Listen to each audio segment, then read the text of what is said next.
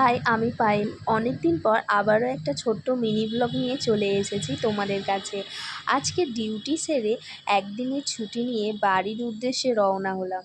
যেহেতু পরদিন জামাই ষষ্ঠী, তাই বাড়িতে আমার মাকে হেল্প করার পাশাপাশি আমার বোন, দিদি, জামাইবাবু আর ছোট্ট বোনঝির সাথে একটুখানি সময় কাটানো।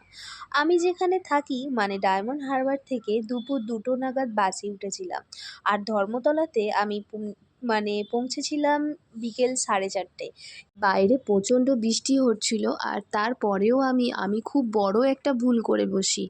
ধর্মতলায় পৌঁছে আমি বাসের মধ্যে আমার ছাতাটা ফেলে দিই মানে আমি ভুল করে বাসের মধ্যে আমার ছাতা রয়ে যায়।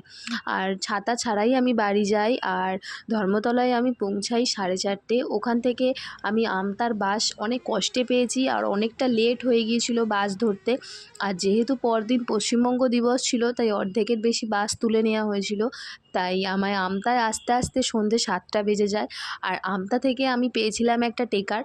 আর সেই টেকারে করে আমি এসেছিলাম চাচা রোড পর্যন্ত, কারণ টেকার দাদা পুরো সিংটি পর্যন্ত যাবে না।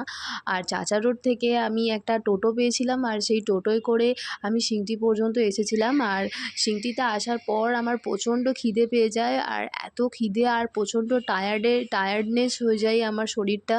আর তারপরেও আমি আমার এই যে সিংটিতে বাপি আর আমার বোন আনতে চলে এসেছে, এদের দেখে আমি আবার এনার্জি ফিরে পাই।